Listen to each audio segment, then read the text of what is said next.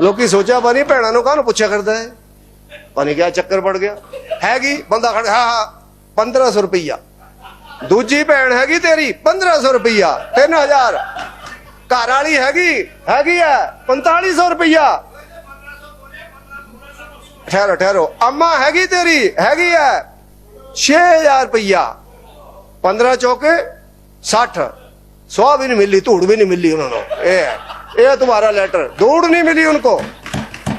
मैं आपको एक चुनौती देता हूं, 3 महीने हो गए, आपने कहा था दिसंबर में हमारी गवर्नमेंट बनेगी, 1 जनवरी में तुम्हारे खाते के अंदर पैसा आएगा। मैं आपको चुनौती देता हूं, आपके हिमाचल प्रदेश में भी 10-15 लाख कार्यकर्ता होंगे, आप भी जहां पर बैठे हुए 40 लोग, एक महिला जब तक सेशन खत्म होता है, बड़ा टाइम दे रहा हूं मैं, 6 अप्रैल तक एक महिला ला करके मीडिया के सामने रखो जिसके खाते में तुमने 1500 रुपया डाला हो। एक महिला, तुम 25 लाख महिलाओं को देने की बात करते थे, एक महिला 3 महीने के अंदर तुम बता नहीं सकते हो जिसके खाते में आपने 1500 रुपया डाला।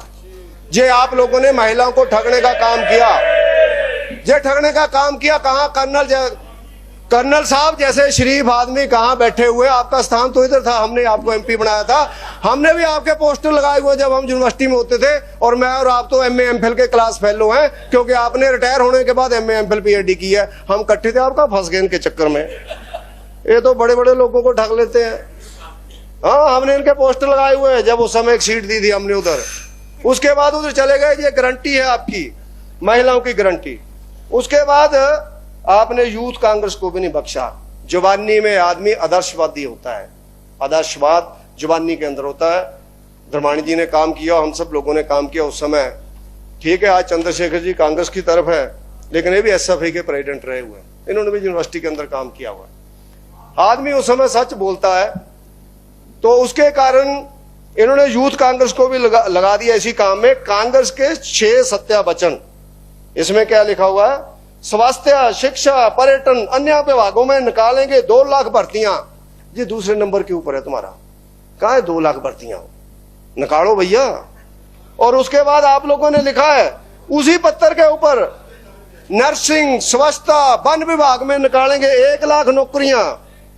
लेकिन ये पत्थर का फोन नंबर मैंने मढ़ाया, संजय रतन जी ठहर जाओ जरा, क्योंकि जिस वेले ना डॉक्टर टीका लांदा ना हुंदा वो ठीक है, पर दर्द बड़ा हुंदा उस वेले, दर्द बहुत हुंदा, दर्द सहना ही पैना। हुण जब तक तुसी पेंशन दिती नहीं, जब तक असी चुप नहीं करना, क्योंकि आप लोगों ने एक ईमानदार गवर्नमेंट को, विकास करने वाली गवर्नमेंट को, और उस मुख्यमंत्री जी की गवर्नमेंट को आप लोगों ने झूठ बोल करके हराया, जिसने इस प्रदेश के अंदर आज तक के सब बड़े नेताओं के रिकॉर्ड तोड़ते हुए अपनी सीट को 40,000 वोटों से जीता। 40,000 वोटों से आप लोगों ने झूठ बोला है, सच बोल करके आप आ जाते, कोई दिक्कत नहीं थी।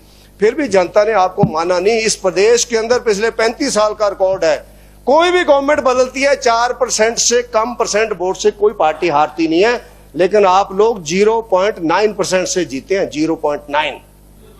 0.9। इसलिए आप सब लोग ज्यादा को बड़ी वोटों से जीते हैं। इतना झूठ बोल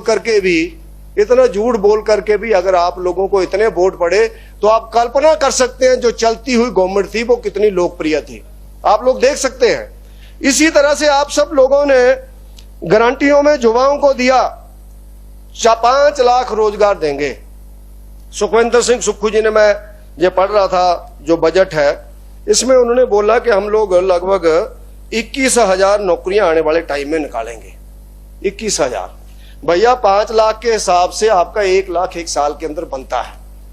ये ट्रीक नोट कर लो, सुक्खू जी ने ओथ ली थी 11 दिसंबर को, अगली 11 दिसंबर को आपसे हिसाब लेंगे, 1 लाख नौकरियों का क्वेश्चन लगाएंगे, आपको जहां जवाब देना पड़ेगा अगले सेशन में बजट में कि वो 1 लाख नौकरियां कौन कौन सी हैं, नाम और पते सहित और डिपार्टमेंट सहित हमें बताया जाए।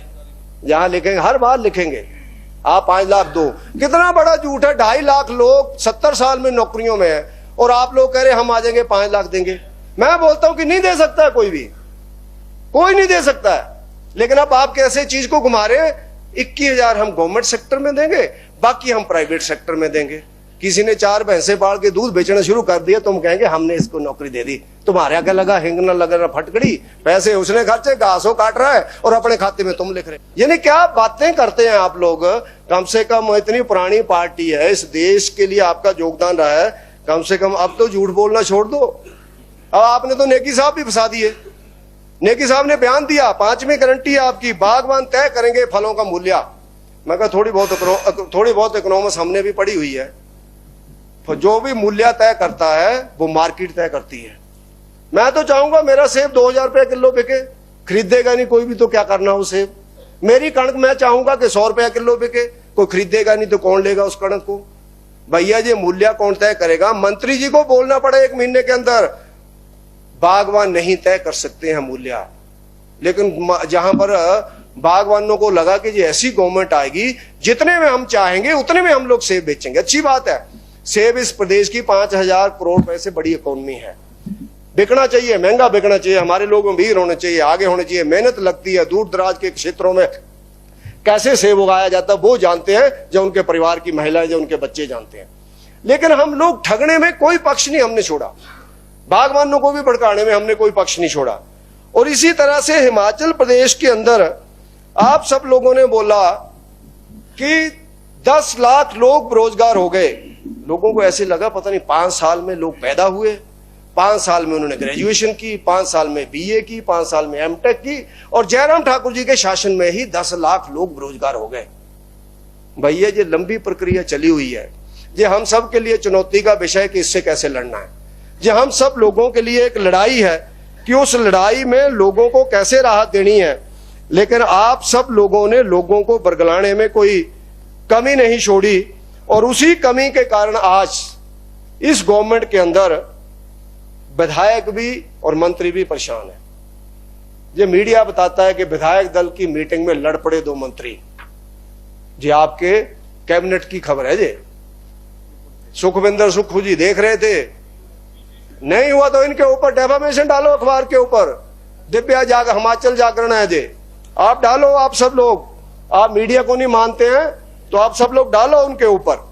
और दूसरी तरफ आप लोग जो व्यवस्था परिवर्तन की बात करते हैं, वो व्यवस्था परिवर्तन ऐसा आया कि जयराम ठाकुर जी ने, नरेंद्र मोदी जी ने जो आयुष्मान भारत योजना चलाई थी, माननीय अध्यक्ष महोदय, हिमाचल प्रदेश के मुख्यमंत्री जी ने पूरे प्रदेश की जनता को 5 लाख रुपए तक का हेल्थ कवरेज उनकी जेब में कार्ड डाल दिया हिम केयर का, कि 5 लाख तक तुम इलाज करा सकते हो 128 हॉस्पिटल के अंदर, इंक्लूडिंग पीजीआई।